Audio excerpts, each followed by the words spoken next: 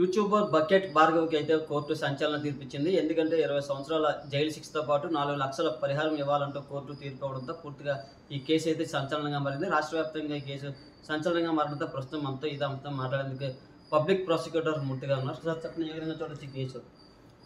ఇదొక గుణపాఠం కిందే లెక్క. మైనర్ బాలికలు కానీ ఎవరైనా సరే ఎవరి మీదకి కూడా ఎవరి పనులు వాళ్ళు చూసుకుంటే బెటరు. కానీ అమ్మాయికుల్ని కానీ చిన్నపిల్లల జోలికి వచ్చి వాళ్ళని మోసం చేద్దామనే దురుద్దేశంతో వాళ్ళని శారీరకంగా మానసికంగా కానీ ఏమైనా సరే వివక్షకు గురి చేస్తే వాళ్ళకి ఇలాంటి శిక్షలు తప్పవు. 20 సంవత్సరాలు కఠిన కారాగార శిక్షతో పాటు 4 లక్షల రూపాయలు పరిహారం పడి చెల్లించమని ఆర్డర్ వేశారు దాంట్లో.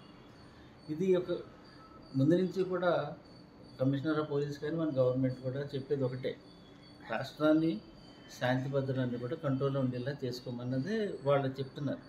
ఎవరి పనులు వాళ్ళు చేసుకుంటే బెటరు. అందువల్ల ఏంటంటే ఈ పిల్లల్ని మైనర్స్ కానీ ఎవరి జోలికైనా రాకుండా ఉండకుండా ఉండడం అన్నది బెటర్. ఒకవేళ వచ్చి ఇలాంటి పనులు చేస్తే మాత్రం చాలా కష్టం. నేరం చేయకుండా శాంతి భద్రతలకి విఘాతం లేకుండా ఉండగలిగితే మన స్టేట్లో ఉండడం, లేనప్పుడు అవుట్ ఆఫ్ స్టేట్ వెళ్ళిపోవడమే బెటర్. వాళ్ళకి ఒక హెచ్చరిక. ఇలాంటి పనులు చేసే వాళ్ళకి మాత్రం ఎట్టి పరిస్థితుల్లో కూడా బయట తిరగడానికి అనర్హులు అని చెప్పడానికే ఉదాహరణ. 20 సంవత్సరాలు కఠిన కారాగార శిక్ష అంటే అంత వేగ బయటికి బెయిల్ కూడా వచ్చే ఛాన్సెస్ చాలా రిమోట్ ఛాన్సెస్ ఉన్నాయి. 3-4 సంవత్సరాలు పడుతుంది బెయిల్ పిటిషన్ ఎంటర్టైన్ చేయడం గురించి అప్లైడ్ కోర్టులో. అన్ని విధాలుగా కూడా కోర్టు వారు ఆలోచించిన తర్వాతే ఈ శిక్ష అతనికి విధించారు. ఆయనకి అన్ని ట్రయల్లో సాధారణంగా ముద్దాయికి ఇవ్వాల్సిన అన్ని ఆపర్చునిటీ ఇచ్చిన తర్వాత లాయర్ గారు పెట్టిన తర్వాత ఆన్ మెరిట్స్ టోటల్గా విచారణ జరిగి 25 మందిని సాక్షుల్ని ఐఓ గారు ఎగ్జామిన్ చేశారు. కోర్టుకు వచ్చేటప్పుడు 17 మందిని ముఖ్యమైన సాక్షుల్ని విచారించి మేము ప్రాసిక్యూషన్ తరఫున పెట్టే సాక్షుల్ని నిజమని నమ్మి కోర్టు వారు ఇంత కఠినమైన శిక్ష విధించాల్సి వచ్చింది.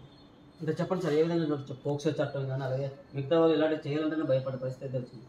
డెఫినెట్గా పోక్సో చట్టం అంటే ఎన్ని స్పెషల్ యాక్ట్స్ త్వరితగతిన 2021 క్రైమ్ అయినా సరే 2024 వరకు కూడా జరిగిందంటే ప్రొసీజరల్ ఆస్పెక్ట్స్ ఉంటాయి.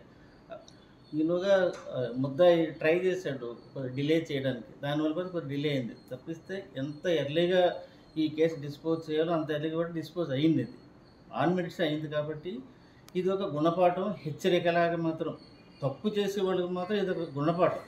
మీరు కానీ ఎవరైనా సరే తక్కిమ వాళ్ళు ఎవరైనా మీలాంటి వాళ్ళు కానీ పిల్లల జోలికి కానీ ఎవరైనా సరే ఇలాంటి పనులు చేయకుండా సంఘ వ్యతిరేక స్థితులు చేస్తే బయట తిరగడానికి అనర్హులు మీరు. అదే ఉదాహరణ సార్. చెప్పండి సార్, ఏం చెప్పదలుచుకున్నారు? పూర్తిగా ఈరోజు సోషల్ మీడియా ప్రభావంతో లేకపోతే రకరకాల ఆడపిల్లలపై ఈ దాడులు జరుగుతున్నాయి, అత్యాచారాలు జరుగుతున్నాయి. ఇలాంటి ఎన్ని చట్టాలు వచ్చినా సరే ఏం జరగదన్న భయంతోనే కూడా ఇలాంటి సంఘటనలు జరుగుతున్నాయి. సోషల్ అవేర్నెస్ చాలామందికి లేదు. ఇప్పుడు మైనర్స్ అంటే వాళ్ళు స్టడీస్లో వాళ్ళు బిజీగా ఉంటారు. అంటే ఓన్లీ కాలేజీ స్కూల్స్ వరకు పరిమితం అవుతారు కాబట్టి వీళ్ళు తక్కిమ ఈ ముద్దాయిల తాలూకా యాటిట్యూడ్ తెలియదు. వీళ్ళు ఇలా చేస్తున్నారు, మమ్మల్ని మోసగించి అన్యాయం చేస్తారన్న విషయం ఆ పిల్లలు పసిగట్టలేకపోయారు. అందువల్ల ఆ అమ్మాయి ఓర్చుకున్నది. ఆల్మోస్ట్ 2 years వచ్చిన తర్వాత తన పోలీసులు కంప్లైంట్ ఇవ్వడం, కమిషనర్ ఆఫ్ పోలీస్ వారు ఈ కేసుని స్పెషల్గాను ఏసీపీకి ఎంట్రెస్ట్ చేయడం, మహిళా ఏసీపీ ఆమె ఇన్వెస్టిగేట్ చేశారు.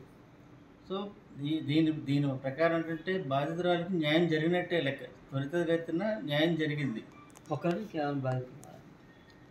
ఈ కేసు సంబంధించి ఒకలే తక్కిమ మ్యాటర్ పెండింగ్లో ఉన్నాయి. తక్కిమ వాళ్ళకి కూడా ఇదే హెచ్చరిక. ఈ రోజు కాదు, రాబోయే రోజుల్లోని, రాబోయే నెలల సంవత్సరాల్లోని కూడా ఎవరైనా ఒక తప్పు చేస్తే ఇటువంటి శిక్ష మాత్రం తప్పదు అన్నదానికి ఇది ఒక ఉదాహరణ మాత్రమే. ఇది పబ్లిక్ ప్రాసిక్యూటర్ మూర్తి గారు అయితే చెప్తున్నారు. బకెట్ భార్గవ్ కేసు అయితే సంచలనమైనదని చెప్పచ్చు. ఎందుకంటే ఇలాంటి ఘటనలు పునరావృతం కాకుండా ఉంటాయని భయపడే పరిస్థితి వస్తారని చెప్తున్నారు. అయినప్పటికీ కూడా ప్రజలకు కొంచెం అవగాహన, అలాగే మైనర్ బాలికల పట్ల రోజు రోజుకి ఇలాంటి దాడులు అత్యాచారాలు జరుగుతున్న నేపథ్యంలో ఇలాంటి చట్టాలు మరింత కఠినమైతే ప్రతి ఒక్కరూ జాగ్రత్త పడతారని అయితే చెప్తున్నారు. నాయుడు బిగ్ టీవీ విశాఖ నుంచి.